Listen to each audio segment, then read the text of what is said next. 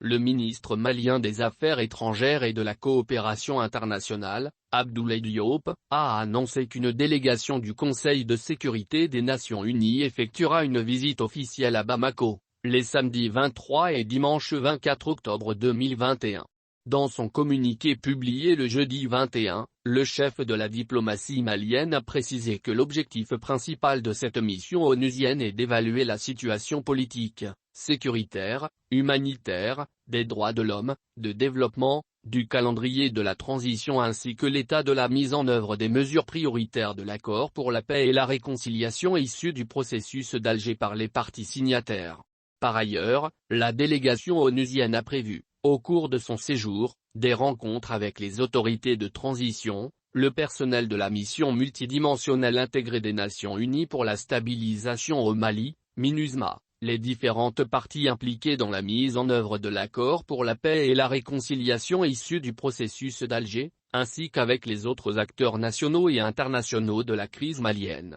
Cette mission est annoncée après que les autorités maliennes ont levé le doute sur leur ambition de prolonger la durée de la transition. En effet, le gouvernement a souhaité, ces dernières semaines, le report des premiers tours de la présidentielle et des législatives prévues le 27 février 2022. Donc, une prolongation du délai de la période transitoire en cours dans ce pays ouest africain depuis le 15 septembre 2020, suite au coup d'État du 18 août 2020. Pour rappel, depuis l'adoption en 2013 de la résolution 2100 du Conseil de sécurité créant la MINUSMA, un cadre de consultation régulière a été institué entre le gouvernement du Mali et les Nations Unies. Selon des sources diplomatiques, après l'étape de Bamako, la délégation onusienne se rendra à Niamey, au Niger avec le même programme et le même agenda, l'évaluation de la situation politique et sécuritaire.